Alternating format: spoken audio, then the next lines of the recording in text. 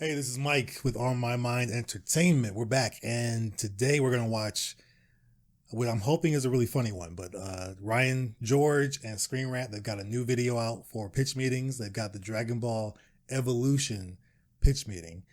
If you're a Dragon Ball lover like me and you saw this movie, then you know that it was horrendous. So let's check this out, see what he does with it, and let's talk about it a little bit afterwards.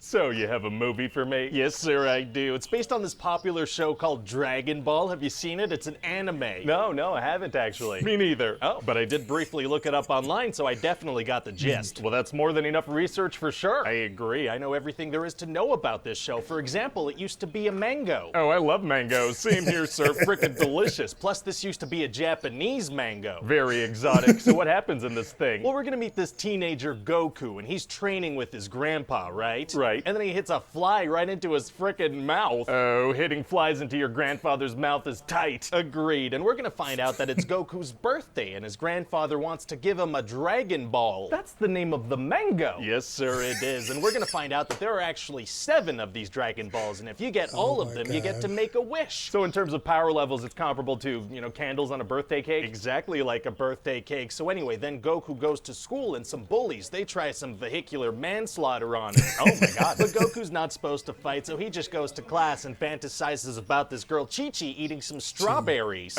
Oh, hell yeah. Eat those strawberries, Chi-Chi. Eat them. And Chi-Chi invites him to her party that night, and immediately he's like, yes, one of my only motivations in this movie is to sleep with you. Oh, well, great. So he gets ready to go to the party, and he takes his Dragon Ball with him. Why is he bringing that to the party? I don't know. Fair enough. And later the movie's bad guy Piccolo is gonna show up because he wants all the Dragon Balls. He would like to make a wish. Oh, and what's his deal? Well, he was imprisoned for years and years and years, but now he's back. How did he escape? Unclear, but he can sense where the Dragon Balls are, so he goes to Goku's house and kills his grandfather. I thought you said Goku took it to the party. He did, and so Piccolo, he can sense that the Dragon Ball's not in the house. But if he can sense where Dragon Balls are, why did he go to the place where he knew it wasn't? Well, why does anyone do anything? Oh, you just blew my mind. That's a great point. So anyway, before Goku's grandfather dies, he's like, you gotta go see this guy called Master Roshi, okay? Okay, so...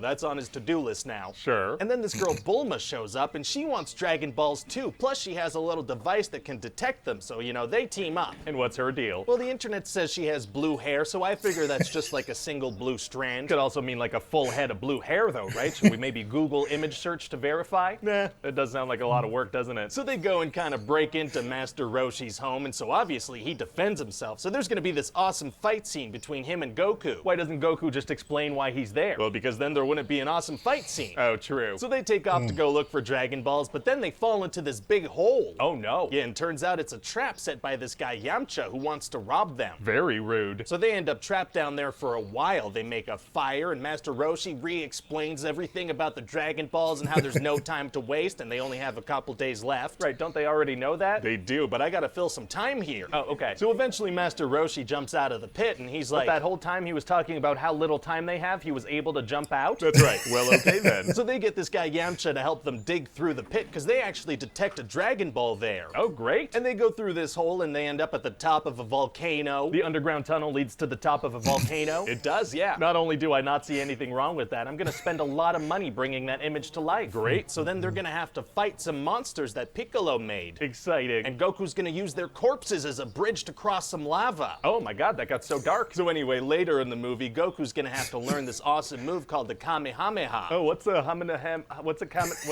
that thing? Oh, it's this super powerful attack. So Master Roshi tells him it's an airbending technique. Oh, airbending, huh? Yeah, pretty sure that's just a general anime term we can use. Oh, amazing. But this move is pretty hard, so he keeps training and training, and it's not working. Oh, it's not? It's not, but then Chi-Chi shows up, and she's like, hey, if you manage to do the move, I'll let you kiss my mouth and probably some other stuff. And does that help him? It does, sir. Turns out all he needed to find the inner strength to do the move was the promise of some, physical gratification from a lady. Very heroic. But then later another Chi-Chi's gonna show up, and now there's gonna be 2 Chi-Chis. Oh, it's like a 4-cheese pizza. It is. So then one of the Chi-Chis, she's like, Goku, hey, I'm the real Chi-Chi, so he knocks out the other one. Wow, wow, wow.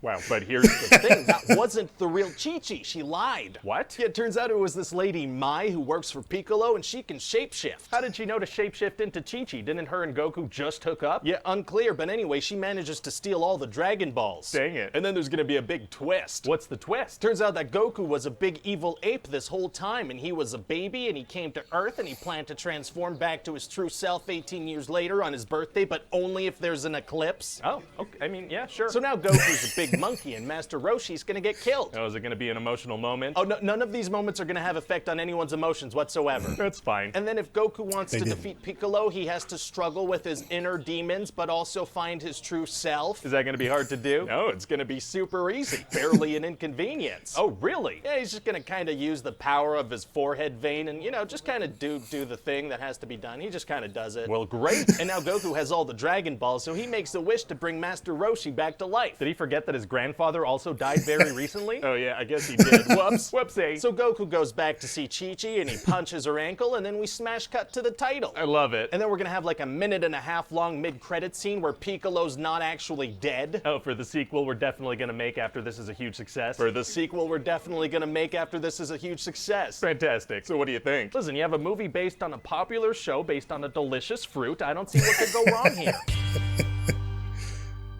Oh my god. Yeah, that was pretty good. That was pretty good. Like he said, based off of mango, a delicious fruit. Yeah, no, I love mangoes. Mangoes are delicious. Man, Dragon Ball was really, really, really, really, really, really, really, really, really, really, really, really, really, really, really, really bad, and came out in 2009, and it was. I just couldn't believe how off it was that they didn't get any like aspects of the manga or even the cartoon, the TV show, into this movie. And it was like, what were they watching? What did they do to actually make this thing? So it was heartbreaking, to be honest. Yeah, starred Justin Chatwin, James Marsters, Young Fat Chow Young Fat. What are you talking about? Jamie Chung. Yeah, this one was a really bad one. Did you see it?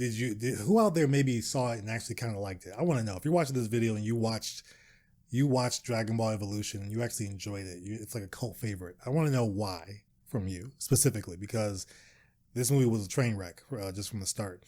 Yeah, everything about it was bad. But it's funny. I always think of I think at one point there was a lot of like backlash because a lot of the actors and actresses were, white people, were Caucasian and not Chinese, or Japanese. I think Chinese. So, no, Japanese. And so, which is funny because anytime I watch a lot of Japanese manga, most of the characters never look Japanese. They always look like they're based on white people. Tell me if I'm wrong, but that's kind of how I see that. Like Ghost in the Shell, Dragon Ball, even the aspects of, I don't know if this is considered a manga or an anime, like Avatar: The Last Airbender. Is that considered anime? Is it? Kind of. I feel like it is and it isn't. There's aspects of it that is, but most of it's not. Let me know. But there's a lot of anime that I've seen where the characters look like they're based off of Caucasian people, like they're based off white people. Tell me if I'm wrong. Do you feel the same way? Have you looked at it that way? So when I see the hate that, these aren't Japanese characters, or they should be Chinese characters, like I look at manga or anime and it doesn't feel like these characters were supposed to be Japanese or Chinese. Yeah, they speak the language, but they look like, white guys. I don't know. But yeah, this was a funny one. He did a good job on this one. I enjoyed it. I think he's, I'm hoping he goes back and finish or does another Lord of the Rings, because he started with that about a week and a half ago. But this was funny. I'm glad they did this. I know there was somebody that I think suggested that he do this one. I saw it in the comments. Somebody said, do Dragon Ball Evolution. And now he's done it. So whoever that was, thank you, because this was hilarious. This was funny. But again, I think you had to have seen the movie. Even watching some of the clips with no audio is still heartbreaking and so hard to watch because you just know how bad it was. If you haven't seen the movie, some of it might be lost to you, but again, it's still a fun watch if you haven't seen the movie. Just know that it's a really bad film. It's not worth your time at all.